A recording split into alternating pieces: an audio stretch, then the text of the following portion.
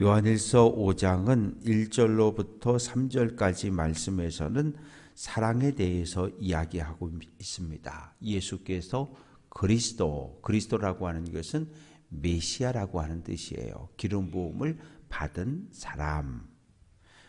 예수가 구원자이심을 믿는 사람마다 하나님께로부터 난 자다. 즉 예수를 알기 이전에 마귀의 백성이었는데 우리 신분이 하나님께서 먼저 은혜를 베풀어서 우리를 하나님 거룩한 백성으로 신분을 변화시켜 주셨다는 거예요. 그 사이에 예수 그리스도의 십자가가 있어요.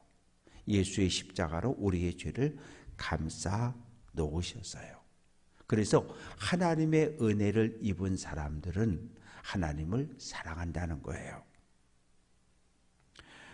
하나님을 사랑하는 사람들은 2절 말씀 보면 그의 계명을 지킨다는 거예요. 그런데 그 계명이라고 하는 것이 무거웠어요. 왜 무거웠냐 하면 유대교는 하나님은 10계명을 주셨거든요. 그런데 유대교는 이것을 613개의 계명으로 늙어나 버렸어요. 안식일을 거룩하게 지켜라. 그런데 안식일의 계명을 39개로 늙어버렸다고요. 그러면서 유대인들은 사람의 뼈 마디가 248개라고 생각을 했기 때문에 뭐뭐 하지 말라, 살인하지 말라, 거짓말하지 말라, 사기치지 말라, 뭐하지 말라 248개. 그리고 우리가 1년을 사는데 365일을 사니까 뭐뭐 해라, 사랑해라, 효도해라, 기도해라, 뭐뭐 하라는 명령이 365개. 그래서 합치면 613개예요. 이건 도저히 지킬 수 없는, 눈 떠서 잠잘 때까지 율법만 지키며 살아도 이건 지킬 수 없는 계명들이에요. 너무 무거웠어요. 로마 제국의 식민 통치를 받고 있지요. 도미티안 황제는 많은 세금을 강요하고 황제를 살아있는 신으로 섬기라고 강요하고, 이런 사회 속에서 회록 가문은 회록 가문대로 또 세금을 가져가죠. 이런 상황 속에서 유대교라고 하는 종교는 더 이상 백성들에게 평안함과 쉼을 주지 못했어요. 그래서 예수님께서 말씀하시기를, 마태복음 11장 30절에서 내 멍에는 쉽고 내 짐은 가볍다. 유대교가 유대 백성들에게, 이스라엘 백성들에게 짐지어 놓은 이 613개의 계명은 무겁지만 예수님이 우리에게 부탁하는 짐은 가벼운 거라는 거예요. 왜? 우리에게 너희끼리 져 그러는 게 아니라 예수님께서 멍에를 먼저 함께 지시는 거예요. 예수님이 어미소가 돼서 멍에를 지고 우리는 그냥 새끼 송아지가 돼서 그 옆을 따라가는 거거든요. 우리나라의 멍에는 소 2마리가 끌 때 우린 보통 소가 1마리가 끌지만 유대는 2마리가 멍에를 지고 가거든요. 그런데 어미소가 대부분 짓고 송아지는 새끼는 그냥 훈련시킨다고 데리고 가는 거거든요. 예수님 말씀은 그거예요. 어미소가 멍에의 모든 힘을 다 쓰지느냐. 그냥 새끼는 그 옆에 그냥 따라만 가는 거 아니냐. 그러니 내 짐은, 예수님이 우리에게 부탁하는 계명은 무겁지 않다는 거예요. 왜?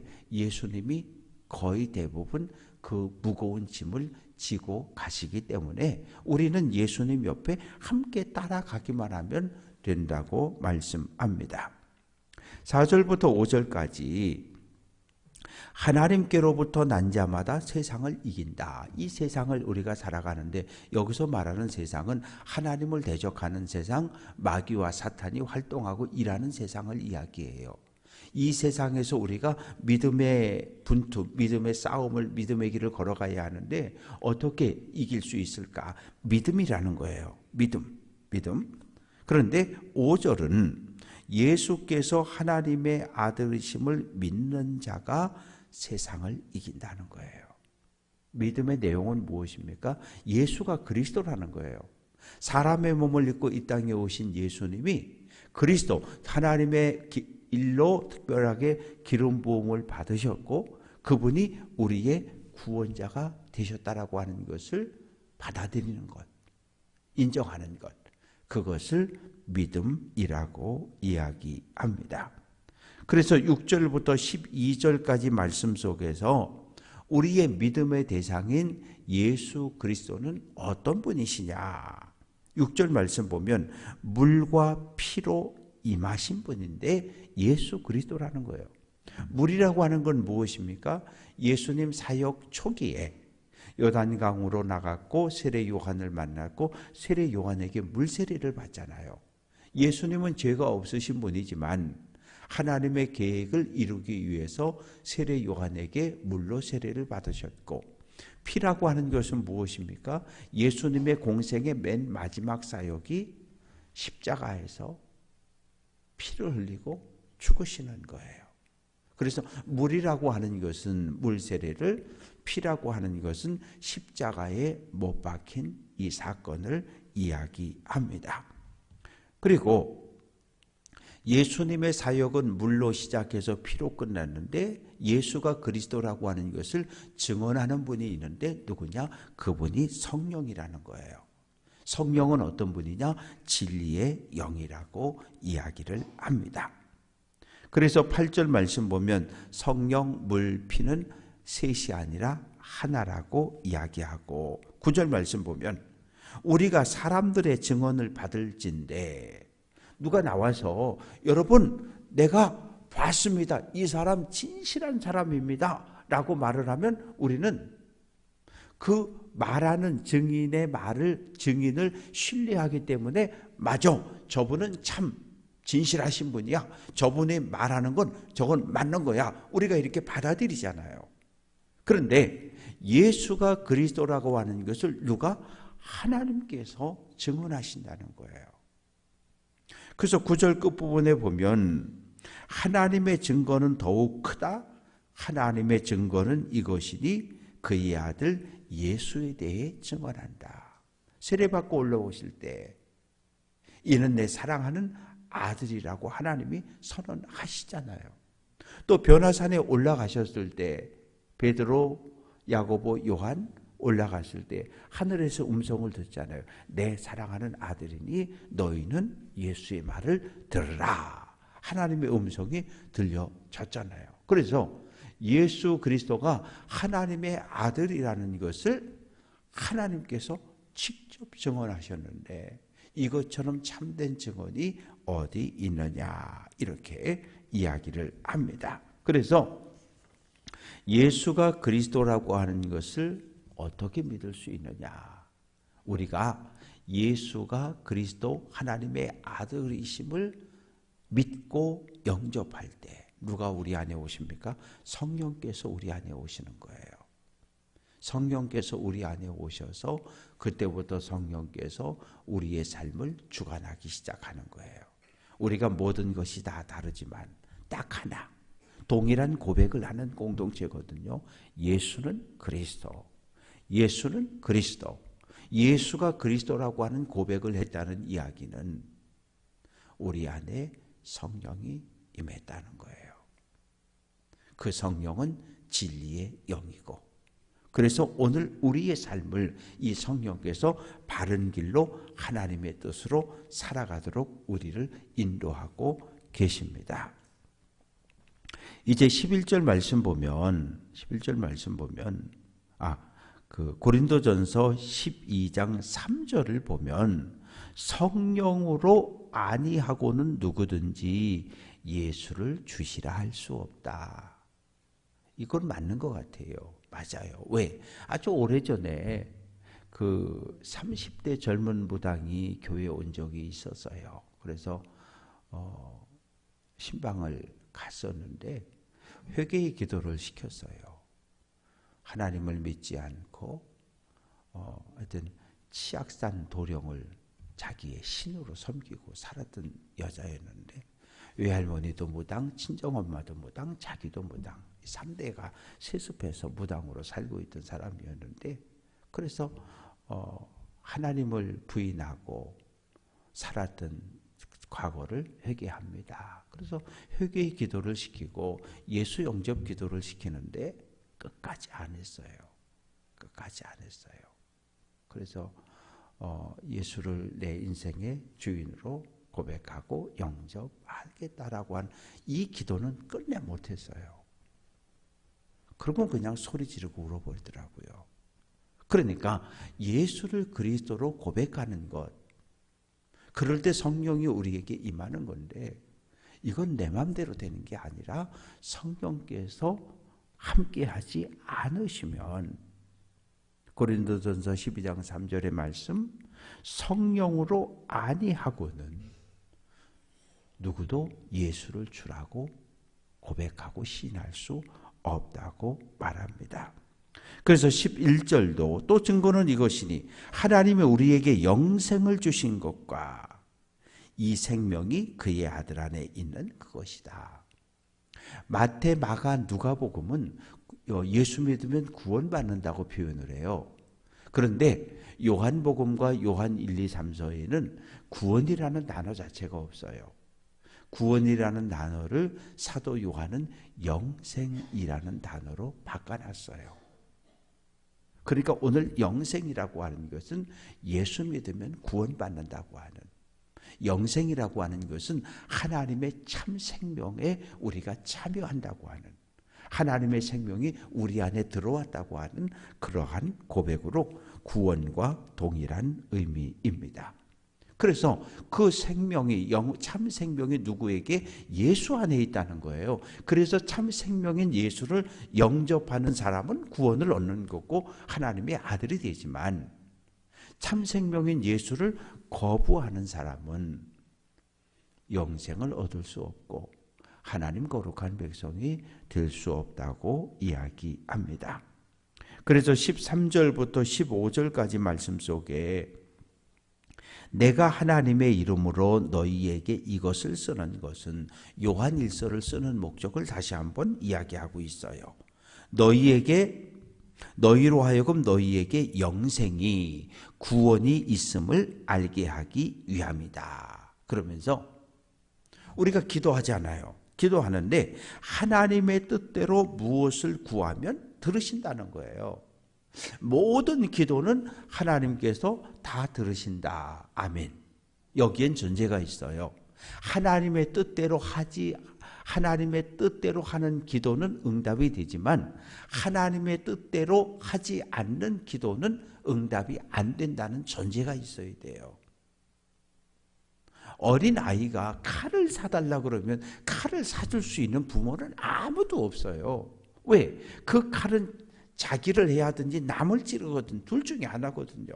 근데 우리가 하나님께 그런 탐욕을 구하고 내 욕심을 따라 구하고 하나님의 뜻이 아닌 기도의 제목을 올려드릴 때 하나님은 안 들어주시는 거예요. 안 들어주시는 것도 응답으로 우리는 받아들여야 돼요.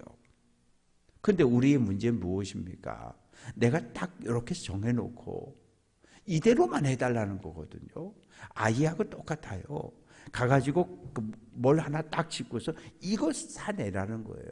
근데 칼을 잡고 있으면 그거 사줄 부모가 어디 있어? 절대 안 사주는 거거든요. 그래서 하나님의 뜻에 합한 기도의 제목들이 응답을 받는다는 걸 우리도 알고 있어요. 15절 우리가 무엇이든지 구하는 바를 들으시는 줄을 안즉 우리가 그에게 구한 그것을 얻은 줄을 또한 아느니라. 우린 다 알아요. 하나님의 뜻에 맞는 기도의 제목은 하나님이 들으시고 응답하신다는 건 우리 알아요. 그 확신과 믿음이 없으면 기도할 필요 없어요. 기도 못하는 거예요. 왜? 하나님의 뜻대로 구하는데 하나님 응답 안 하신다? 그러면 기도할 이유가 없는 거예요. 우린 알고 기도하는 거예요. 하나님의 뜻대로 구하면 하나님 응답해 주셔. 이걸 우리는 경험적으로, 지식적으로 알고 기도합니다. 16절, 17절에서는 형제를 위해서 중보기도하라는 거예요. 두 가지 죄에 대해서 이야기하는데 사망에 이르지 아니하는 죄가 있고 사망에 이르는 죄가 있다는 거예요. 사망에 이르지 아니하는 죄는 우리도 일상에서 짓는 범죄입니다. 왜냐하면 다윗이 간음의 죄를 지었고 살인의 죄를 지었고 많은 죄를 지었잖아요. 그러면 거짓말의 죄도 짓고 다윗이 죽었어야 돼요. 다윗이 안 죽었어요. 왜? 진심으로 회개했거든요. 진심으로 회개했거든요. 그런데 사망에 이르는 죄라고 하는 건 뭐냐 하면 도미티안 황제의 박해가 너무 심해서 그걸 견뎌내지 못하고 주님을 버리는 거예요. 배교자가 되는 거예요. 그래서 신전에 가서 도미티안 황제는 큐리오스 살아계신 신입니다. 나는 예수 버렸습니다. 이런 사람들. 배교자를 위해서는 기도할 필요가 없다는 거예요. 그래서 성경을 보면 용서받지 못할 죄가 있을까? 있어요. 용서받지 못할 죄도. 그래서 사도 요한은 용서받지 못할 죄를 지은 사람을 위해서 나는 더 이상 기도하지 않겠다는 거예요. 그러나 용서받을 수 있는 죄를 지은 형제를 위해서는 박해 때문에 낙심해서 주저앉아 있거나 교회를 나오지 않거나 믿음의 걸을 멈췄거나 그런 형제들은 용서해 주라는 거예요. 그들을 위해서 기도해 줄 것을 부탁하고 있습니다. 죄를 지면 절대로 용서받지 못한다 그러면 이 성경이 거짓말이 돼요. 왜냐하면 죄를 많이 짓고도 정말 큰 죄를 짓고도 살아있는 사람이 있잖아요. 누구예요? 바울입니다. 예수를 부인했고 예수를 따르는 제자들을 잡아 감옥에 가두고 스데반을 돌로 치는 그 현장을 지켰고 그리고 다메섹까지 쫓아가서 예수 믿는 사람을 잡아오려고 했어요. 아니 이렇게 성경에 신약 성경에 등장하는 수많은 사람들 가운데 이렇게 바울처럼 못된 놈, 악한 놈이 어디 있습니까? 그런데 죽었어요? 안 죽었어요. 부활한 예수를 만나는 그 극적인 사건을 통해서 변화되어지잖아요. 지금까지 살아왔던 인생을 완전히 180도 돌려서 부활의 예수를 증언하는 증인의 삶을 살잖아요. 순교당하는 그 순간까지. 이제 마지막으로 18절부터 20절까지 말씀 속에 성도들을 위한 형제 자매를 위해 기도할 것을 우리에게 부탁하고 있습니다.